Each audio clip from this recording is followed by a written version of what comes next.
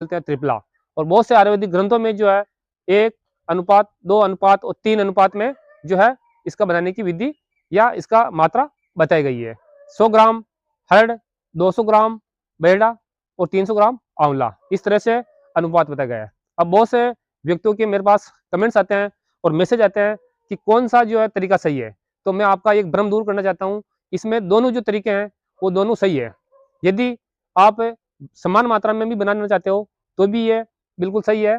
यदि आप असमान मात्रा में 1, 2, 3 की मात्रा में भी बनाना चाहते हो तो ये जो है ये भी उपयोगी है। अब बात करते हैं कि यदि आप लंबे समय तक यदि इसका सेवन करते हो तो जो है सबसे उचित जो है वह है 1, 2, 3, क्योंकि इसमें आंवला जो है यदि हम ज़्यादा डालते हैं तो आंवला अगर कंटिन्यू यदि हम सेवन करते हैं तो ये जो कंटिन्यू लगातार लेने वाले व्यक्तियों के लिए जो है उनको 1:3 के अनुपात में बनाना चाहिए। या जो किसी रोग विशेष के लिए या कभी-कभी 1 महीना 2 महीने के लिए लेते हैं, समय-समय पे या ऋतु के अनुसार लेते हैं, उनके लिए जो है आप बराबर मात्रा में बना सकते हो।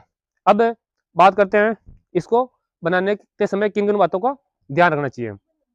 सबसे पहला पॉइंट है कि जितनी भी काष्ठ औषधियाँ हैं, काष्ठ औषधियाँ मतलब जो अ, फल है या जड़ें हैं, जो भी है, जितने भी काष्ठ बीज है, जितनी भी काष्ठ औषधियाँ हैं, वो 1 साल बाद में हीन-वीर हो जाती है।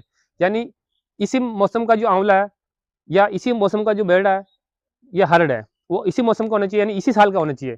2 साल 3 साल पुरानी अगर आप काम में ले रहे हो तो वो ट्रिपल आपका कोई उपयोगी नहीं होगा। दूसरी बात है, यदि आपके पास आंवले के वृक्ष है या आंवला जो है आपको पता है कि सब जगह आसानी से मिल जाता है, तो आपको इसके कुछ फल तोड़ लेने हैं और आराम से उसको सुखा लेना है। जिस तरह से हमने ये सुखा रखे हैं, इस तरह से आप सुखा लेना है।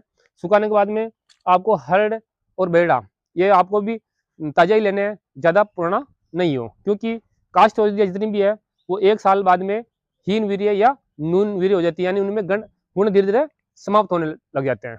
अब हम बताते हैं आपको इसको बनाने की विधि के बारे में। आपको तीनों को यदि समान मात्रा में बनाना है